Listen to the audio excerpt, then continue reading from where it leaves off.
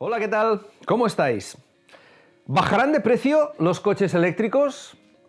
Durante años se nos ha dicho que en el momento en el que los coches eléctricos se popularicen y su producción se masifique, el precio de venta bajará hasta igualarse con el de los coches de combustión. Pero con la mayor oferta que ha existido nunca de coches eléctricos y unas ventas que en Europa ya rozan el 20% del mercado, los coches de batería siguen siendo muy caros, sobre todo comparados con sus equivalentes de combustión. También es cierto que algunas marcas anuncian la llegada de eléctricos de bajo coste. Citroën acaba de presentar el nuevo C3, cuyo precio arrancará por debajo de los 24.000 euros, con un equipamiento muy básico, eso sí. Volkswagen ha anunciado que su ID.2 de segmento B, previsto para el año 2025 y que se fabricará en Barcelona, no superará los 25.000 euros. Y Renault, que en su momento anunció que el Renault 5, que veremos en su versión definitiva en el Salón de Ginebra en febrero, estaría también por debajo de esa cifra, adelanta ahora un precio de venta inferior a 20.000 euros para un futuro Twingo que debe llegar en 2026. ¿Serán capaces estas marcas de mantener los precios anunciados? ¿Qué debe suceder para que los eléctricos bajen finalmente de precio? Hoy, en Coches.net, hablaremos del precio desmesurado de los coches eléctricos.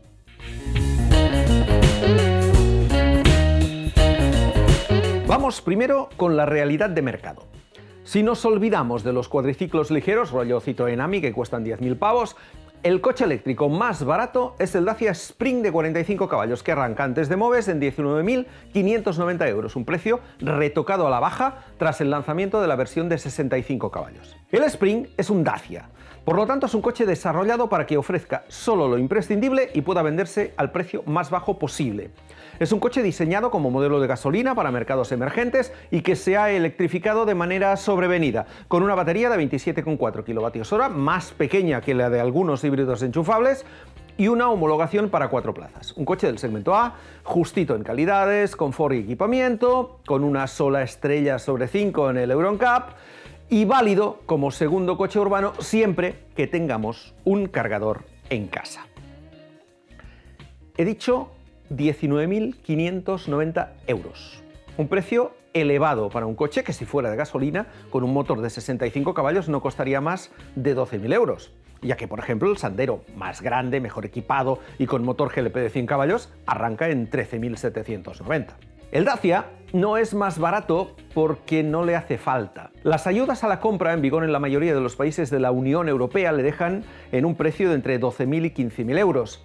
Y esa es la clave de su moderado éxito en Europa, que sería mayor, dicen, si hubiera más unidades disponibles. El Spring, de todas maneras, nos viene al pelo para explicar uno de los casos más curiosos de la industria europea, el del éxito de los Volkswagen Up y Seat Mii eléctricos lanzados hace 4 años y que el grupo Volkswagen liquidó de manera intempestiva cuando la demanda era elevadísima. De haberse mantenido esos coches a un precio de 20.000 euros, Dacia debería de haber vendido el Spring a 15.000. De manera que a la marca rumana le vino de perlas que el Up y el Mii desaparecieran. Y es que el Dacia a 15.000 no es rentable, como no lo eran el Up y el Mii a menos de 20.000. Por cierto, que el Up sigue en oferta en Alemania, pero a 28.000 euros. Esos coches desaparecieron, o casi, no porque Volkswagen considerara que eran productos superados tecnológicamente, que es la explicación oficial que se dio, de otro modo no los seguirían vendiendo en Alemania, sino porque cumplieron con el objetivo asignado por el grupo, que no era otro que evitar las colosales multas que Volkswagen habría tenido que pagar al no llegar a la media de emisiones exigida por la Unión Europea sin ellos. Lanzados el ID.3, el ID.4 y sus congéneres de Audi, de Skoda y de Cupra, se pudo prescindir del Up y del Mii, que se vendían claramente a pérdida. Y se vendían a pérdida porque de haberse vendido más caros no se habrían vendido tantos, y si no se hubieran vendido tantos, la multa habría sido mucho mayor que las pérdidas acumuladas en la venta de esos coches por debajo de su coste. Que un grupo como Volkswagen no pudiera ganar dinero vendiendo a un precio razonable unos coches eléctricos más que amortizados, y que un Dacia de 4 plazas y 45 caballos, que es el paradigma del low cost automovilístico, cueste casi 20.000 euros, son dos indicadores de que los coches eléctricos, nos guste o no, son coches caros. Como lo es que el Opel Corsa eléctrico más barato cueste el doble que el más barato de combustión. Pero no todo son malas noticias. Sí es cierto que los eléctricos son caros, pero más allá de los anuncios de Citroën, Renault y Volkswagen acerca de los precios de sus futuros utilitarios, tenemos casos en que los eléctricos empiezan a tener unos precios que ya no son ninguna barbaridad. Un MG4 básico, un coche compacto eléctrico de segmento C, con las ofertas en vigor sale con descuentos e incentivos por 25.480 euros, que se quedan en 18.450 con el MOVES aplicado. BYD, otra marca china, tiene una versión del Dolphin por 24.480 euros, MOVES descontado. El nuevo Volvo X30 arranca en un precio de tarifa de 36.770 y estamos hablando de un coche presuntamente premium con un motor de 286 caballos. Y por supuesto tenemos la bajada de precios de Tesla, que ofrece un Model 3 con 283 caballos y una autonomía de más de 500 kilómetros por 39.990, que se quedan en 32.990 si entregamos a cambio un coche para el desguace. Pero el MG, el Dolphin y el Volvo son chinos, como el Spring, por cierto, y el Tesla es un coche de una marca que tiene menos gastos que el resto, marketing y red de ventas, por ejemplo, y ojo, que esto es importante, es nativa eléctrica. Como otras muchas, sobre todo chinas, que llegan y llegarán en el futuro. Estos precios han empezado a provocar reacciones en las marcas tradicionales. Renault ha rebajado 5.000 euros el precio del Megane Tech, que ahora cuesta desde 32.160, 25.160 euros con MOVES. Y Cupra, para no quedarse descolgada, ha hecho algo parecido con el Born, con un descuento que también roza los 5.000 euros, lo que ha dejado al Volkswagen ID3, que debería ser más barato que el Born, 3.000 euros por encima, pese a que ha bajado de precio en más de 2.000 euros con el último rediseño. Y es que Volkswagen ya ha anunciado que no puede bajar más los precios de sus eléctricos porque no está en los volúmenes que había previsto y sufre falta de demanda en un mercado que estaba acostumbrada a dominar con el Golf y que esperaba también liderar con el ID3, algo que no ha sucedido. Y con Stellantis pasa lo mismo.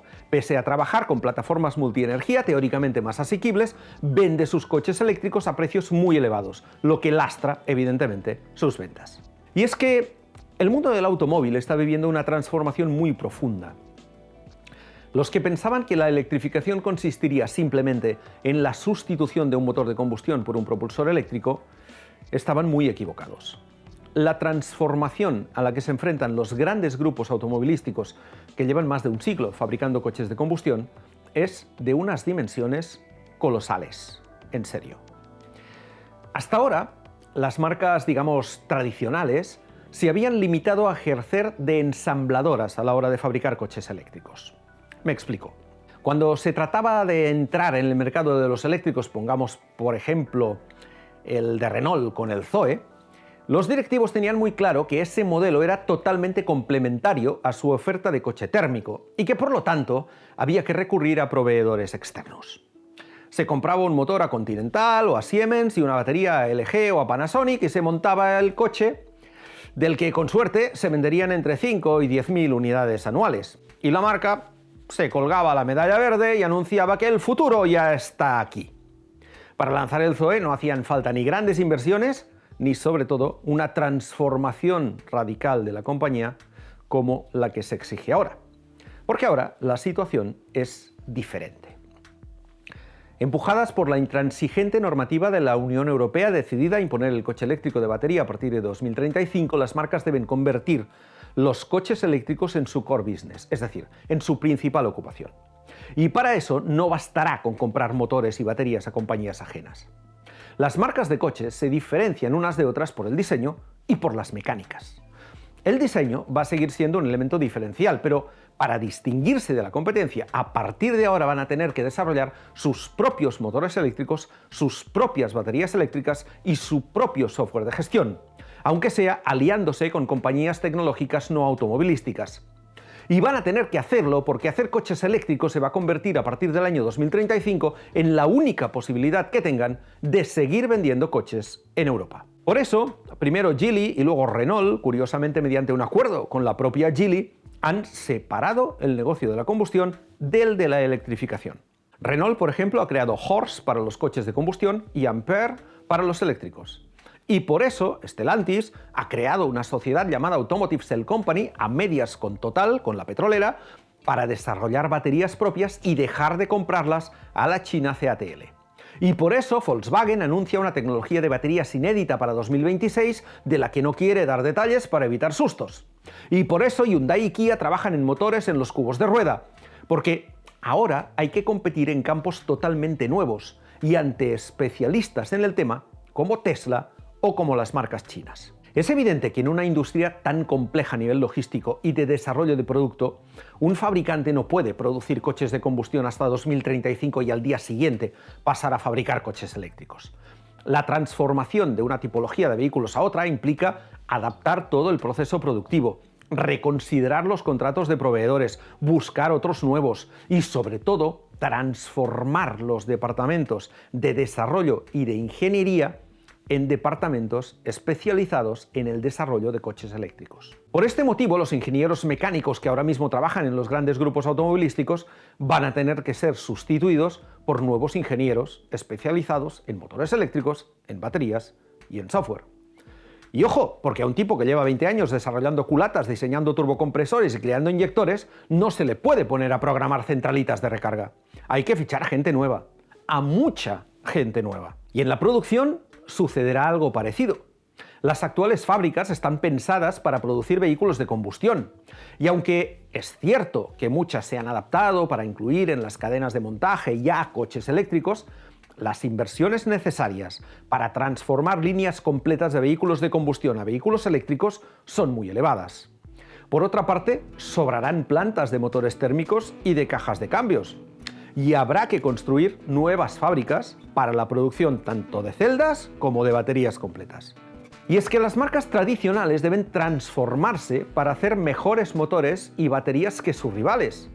Y de paso, prescindir en lo posible de la dependencia actual de las baterías chinas. Todo ello además en un contexto en el que deben de mantener la producción de vehículos convencionales para numerosos mercados, tanto europeos, de momento, como de otros continentes, y con el añadido de la llegada de los fabricantes chinos, que entran en el mercado europeo una generación de ventaja en el ámbito de los eléctricos, unos costes de producción inferiores y una menor necesidad de satisfacer a sus accionistas, puesto que en la mayoría de los casos se trata de empresas públicas.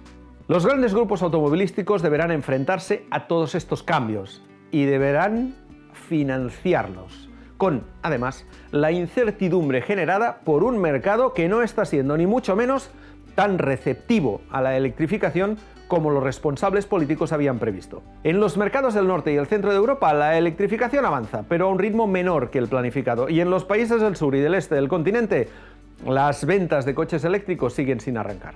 Esto ha provocado que Volkswagen, por los motivos ya explicados, haya detenido en varias ocasiones la producción de sus coches eléctricos en sus plantas de Alemania ante la falta de demanda. Y que Ford, por ejemplo, se esté planteando su estrategia de electrificación con un retraso tras otro en el inicio de la producción de su primer modelo eléctrico europeo, el Explorer, y el frenazo a las anunciadas inversiones para electrificar la planta que tiene en Almusafes, en Valencia.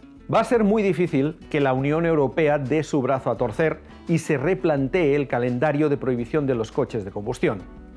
La concesión del Euro 7 Light y las dificultades impuestas a los combustibles sintéticos más allá de 2035 parecen augurar que la Unión Europea se mantendrá firme en la decisión adoptada, pese a los cada vez más insistentes rumores de posibles moratorias para algunos países.